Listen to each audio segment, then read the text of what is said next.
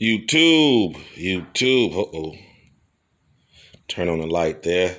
Crown Vic Nation, what's going on, everybody? I want to bring this video to kind of get prices and kind of give you guys a follow-up. Because like I say, I am waiting for, when the weather completely breaks. It's probably going to be sometime in April, which we all know. We are in March, so woohoo! So I want to say, first of all, shout out to BSTV, for all his shout outs. So, shout out to all those wing nuts that he brung over here.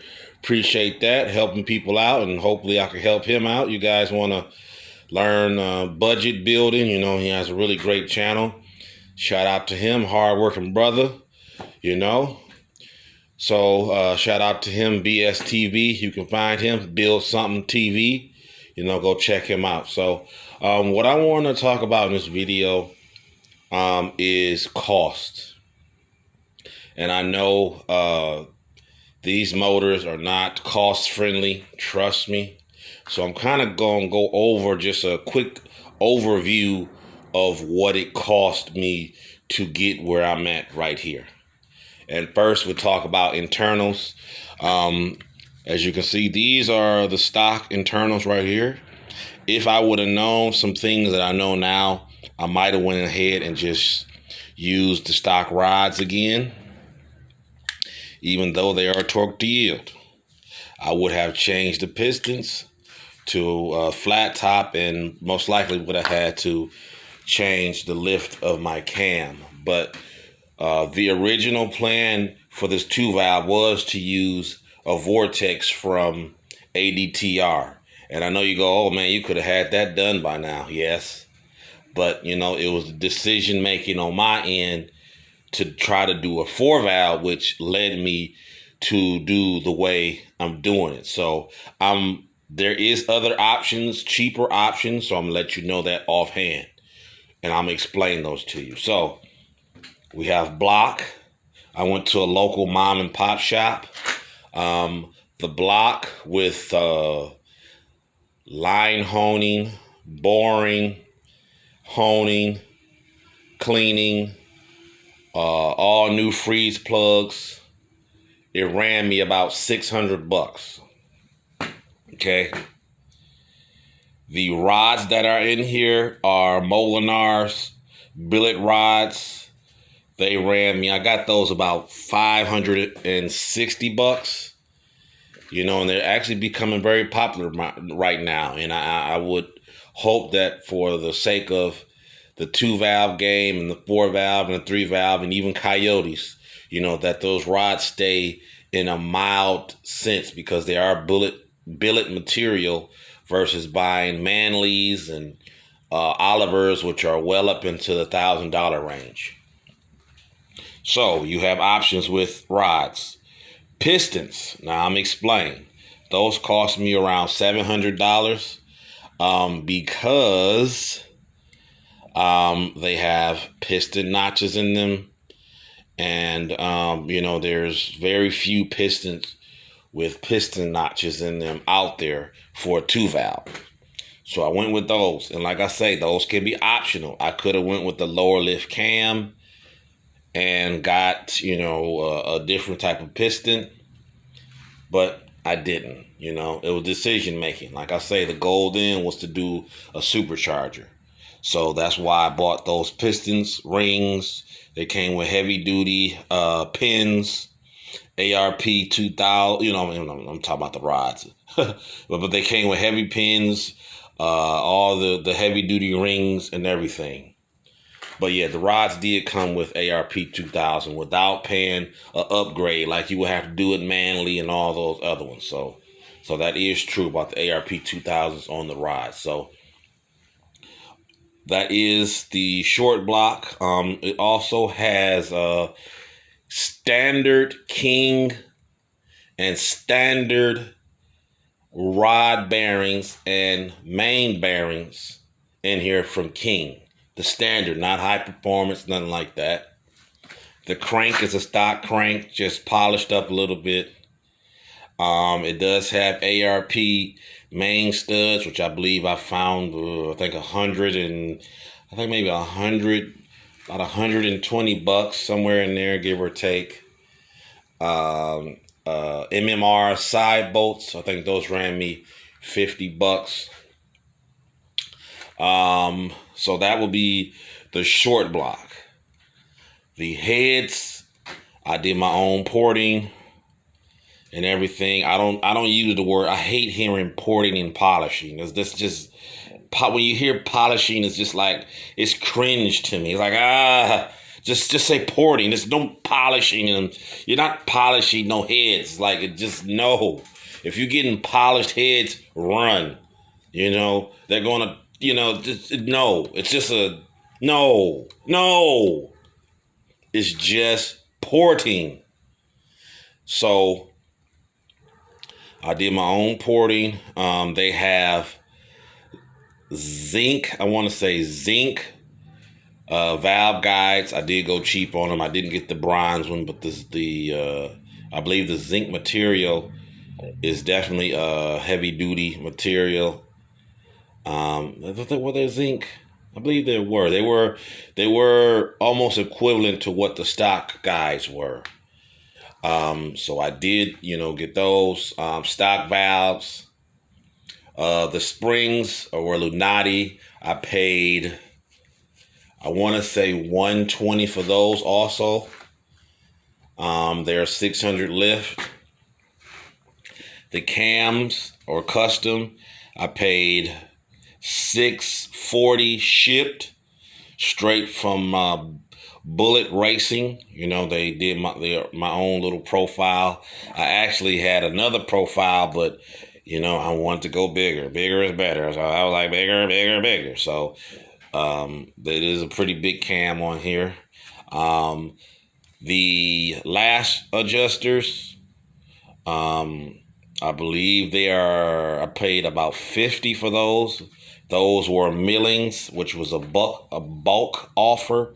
So they didn't necessarily have milling box, but they said they were bulk. So, I said, okay. They sent a little piece of the millings or whatever, so of the millings label. So I said, okay.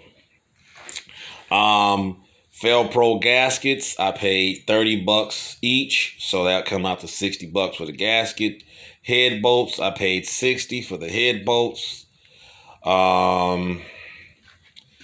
The everything else as far as timing cover gasket, I think I paid about I want to say in the neighborhood of $13 for those. New chains, I had those. Those will run you between $30 and $40.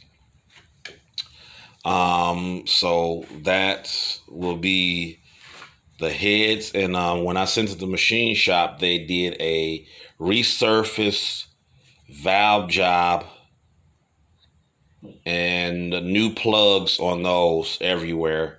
And that ran me about $450 for them to do the valve job and, mill them and clean them and all that. So that's that. Everything else on the outside, new power steering pump ran me $50. I use the old high pressure lines and all that. Water pump, I paid $25.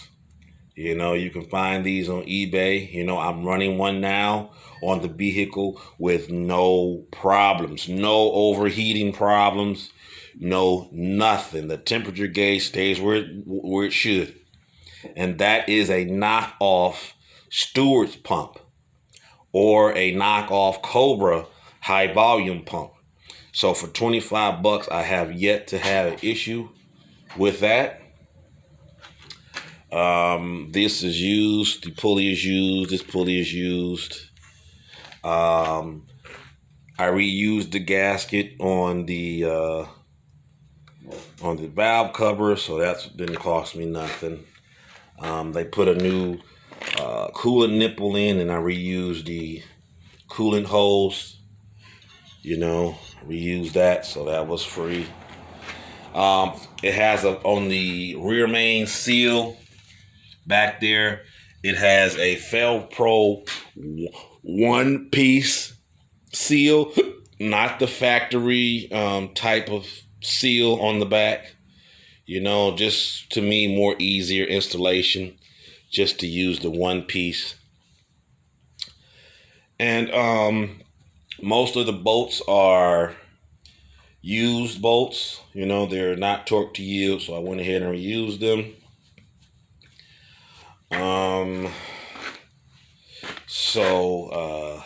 I did put exhaust studs in those. Those are stainless exhaust studs, which, they come with their bolts and everything. Let me get a stainless exhaust studs.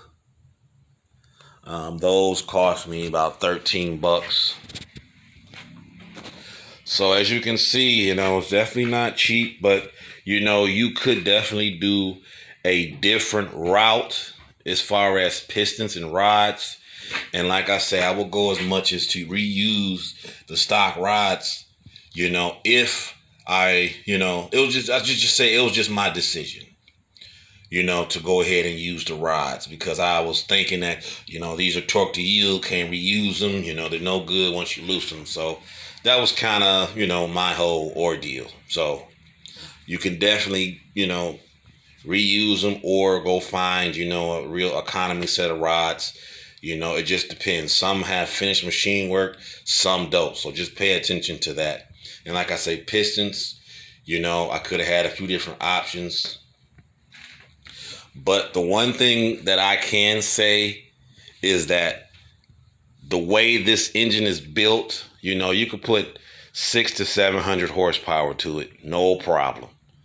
No problem. Wouldn't even sneeze. You probably can get up to 750 at the wheels. I know some people don't like the idea of a stock crank, but you never ever heard a stock crank break.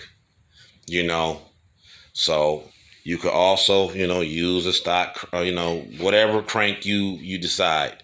It will get most of you guys where you need to be. And also, I did buy, all new O2 sensors, because that is a way that the engine performs. And I wasn't going to get any, but I decided to go get them. I have 4 of them brand new. So that's that. And let's also talk about supporting mods with the cam. With the 355 gear, this is a Road Runner torque converter. It cost me $385. And I believe it may have been around, it might have been free shipping if I'm not mistaken. And like I said, that's a 3600 stall. I found transmission fluid for $50, and that's 12 quarts. So that's more than enough. One thing I'm working on now is my gauge pod, which I might have to get another one or try to modify this one. So we'll see, because the oil pressure gauge went in just fine, but the wide band is a little too big, so I might have to find a different type or modify it, as long as it's a clean look. So that's that. So all in all, definitely not a cheap way to go. Like I say, there are other routes, but I was just giving you guys a price of what I paid. And that probably you can estimate around, the $3,500 to $4,000 range with what's in this engine all together. I didn't pay it all at once. It was kind of a bits and pieces. I piecemealed a lot of it together. And I know for a lot of guys that may not know what they're getting, it may be a little difficult.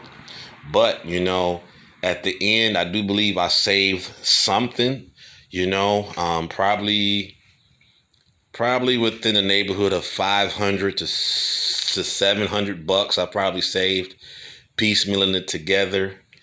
So, and I also got that forged crank out of piecemealing together. And I got that forged crank for $600. So, guys, I hope that gave you guys a little bit of knowledge. Like I say, the install is coming soon. We can get some nice spring weather. I do plan to take some time off of work, as I stated. And just wanted to give you guys a little bit of content, a little bit of knowledge, a little bit of battery in your back to get you motivated to just try. That's all it takes, is to try. So shout out to BSTV. Shout out to all you new subscribers. Shout out to the Crown Vic Nation. We will make Crown Vics great again. See you next time, folks. Peace.